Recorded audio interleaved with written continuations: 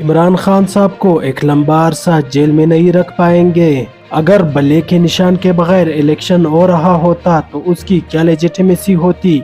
नाजरीन, सीनियर साहबी और anchor person Shahzeb Khanzada साहब का बल्ले की बहाली और इलेक्शन कमीशन के जानिब से जो फैसला दिया गया था उसको पेशावर हाई कोर्ट के जानिब से मुअत्तल करने पर तज्जिया करते हुए कहा। शाहजेब खानजादा साहब का कहना था कि ये बहुत अहम और अच्छी डेवलपमेंट है। पाकिस्तान तहरीक इंसाफ जाहिर है एक बहुत बड़ी जमात है अगले इलेक्शन के लिए। ये दावेदार है कि वो इलेक्शन जीतेंगे और मकबूल जमात है और उसको इस तरीके से इलेक्शन के दौड़ से बाहर करना कि उसे बल्ले का निशान ना दिया जाए या फिर उसके उम्मीदवार आजाद उम्मीदवार के तौर पर खड़े हो रहे हो, ये उसी का तसलसल होता जो 2018 में मुस्लिम लीग नून के साथ हुआ, जब नवाज शरीफ को पहले नाअहल किया गया फिर पार्टी के सदारत से हटाया गया। सेनेट के इलेक्शन में उनके जो उम्मीदवार थे उनको आजाद खड़ा होना पड़ा। इस वक्त जाहिर है हमें नजर आ रहा है कि जो मशीनरी है वो पाकिस्तान तहरीक इंसाफ के खिलाफ इस्तेमाल हो रही है, उसमें इस तरीके से इलेक्शन कमीशन फैसला दे चाहे उनके मेरिट्स में कुछ वजन हो, लेकिन बजायर ये नजर आ रहा है कि उसी मेरिट के बुनियाद पर